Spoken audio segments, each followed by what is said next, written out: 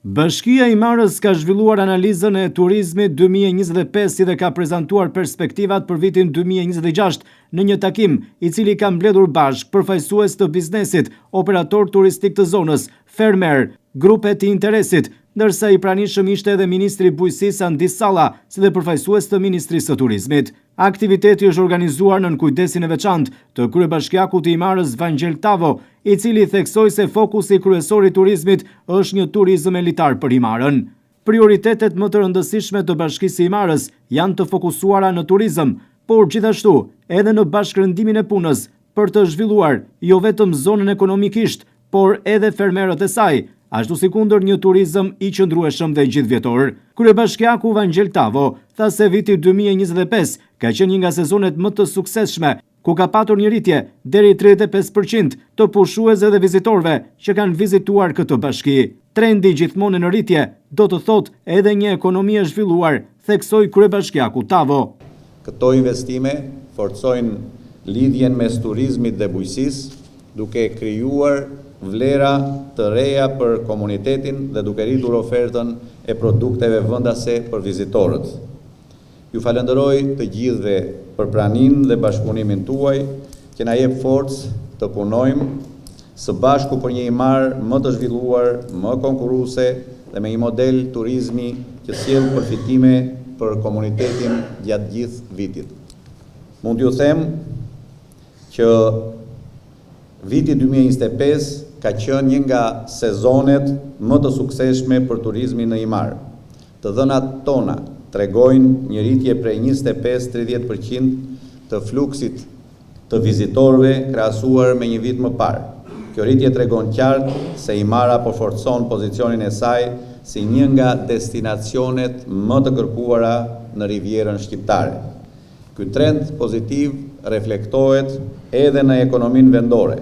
Të ardhurat nga taksat lokale për këtë vit janë rritur me mbi 280%, duke dëshmuar rritje të aktivitetit ekonomik, më shumë biznese aktive dhe një formalizim më të mirë të sektorit. Kryetari i Bashkisë së Imarës Vangjel Tavo, duke mbajtur analizën e sezonit turistik që lan pas, tha se prioritetet mbeten shumë optimiste për vitin 2026, ku infrastruktura ka marrë një zhvillim të madh, jo vetëm në Imarë, por edhe në zonat rurale të saj. Sipas Tavos, objektivi strategjik është një turizëm 12 mujor në territorin e Bashkisë së Imarës. Këto rezultate nuk janë thjesht numra. Ato përfaqësojnë më shumë punë, më shumë zhvillim dhe më shumë besim në drejtimin që po merr Imara. Tregojnë se cilësia e shërbimeve po përmirësohet çdo ditë, përmirësohet infrastruktura dhe padyshim përkushtimi i komunitetit ton që jep rezultate konkrete.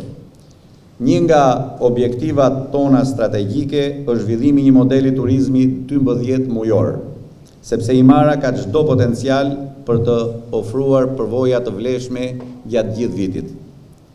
Kemi klimën e favorshme, natyrën e pasur, fshatra të bukur, kulinari tradicionale, kulturë dhe trashëgimi, element që mund të tërheqin vizitor jo vetëm në verë, por edhe në periudhat e tjera të vitit.